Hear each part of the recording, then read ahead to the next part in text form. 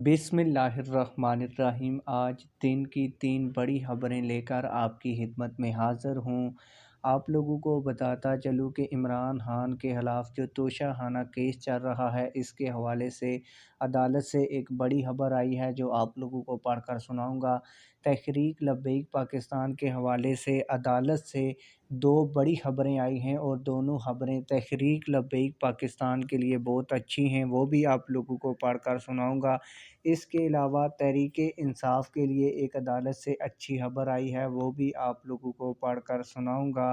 लेकिन वीडियो शुरू करने से पहले आप लोगों से एक छोटी सी रिक्वेस्ट भी करूँगा कि अगर आपने अभी तक हमारे चैनल को सब्सक्राइब नहीं किया तो जल्दी से चैनल को सब्सक्राइब कर लें ताकि आने वाली नई वीडियोज़ आप लोगों को बर वक्त मिलती रहें।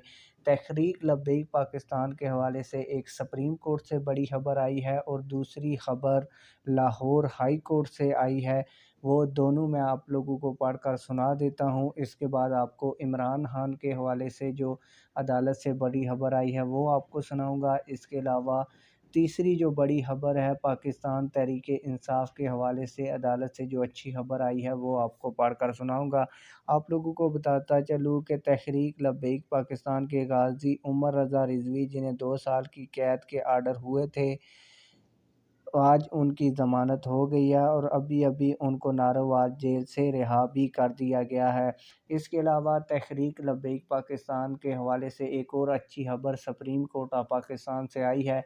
तहरीक लब्बैक पाकिस्तान के वकील ने सुप्रीम कोर्ट ऑफ पाकिस्तान से ये इस्तदा की थी कि तहरीक लब्बैक पाकिस्तान एक सियासी जमात है, इसके ऊपर फ़ेसबुक के ऊपर पाबंदी लगाई गई है।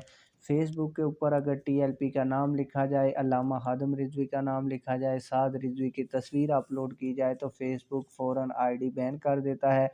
जिस पर सुप्रीम कोर्ट ऑफ पाकिस्तान ने एक बड़ा फ़ैसला सुना दिया है और कहा है कि हुकूमत पाकिस्तान तहरीक लब्बैक पाकिस्तान पर लगी तमाम पाबंदियाँ हटा दे और 1 दिसंबर को फ़ेसबुक की इंतज़ामिया को ख़त लिखकर सुप्रीम कोर्ट ऑफ पाकिस्तान को आगाह करे कि फ़ेसबुक इंतज़ामिया ने तहरीक लब्बैक पाकिस्तान पर लगी हुई पाबंदी को हटा दिया है।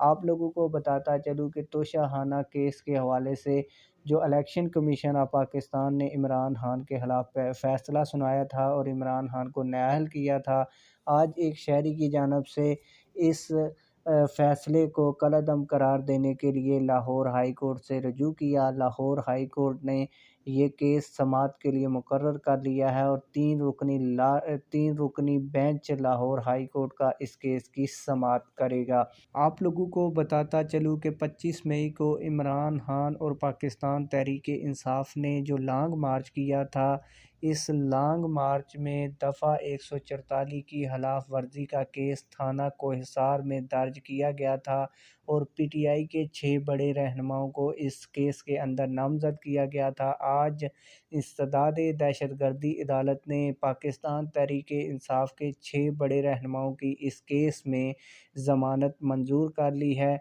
जबकि इस्लामाबाद के सदर पीटीआई के अली नवाज़ अवान का कहना है कि उनके ऊपर इतने दहशतगर्दी के मुकदमात बनाए गए हैं कि जो गिनती में नहीं आ रहे। आप लोगों की इस हवाले से क्या राय है? कमेंट सेक्शन में अपनी राय का ज़रूर इज़हार फ़रमाएँ। मिलते हैं किसी और वीडियो में। अल्लाह हाफ़िज़।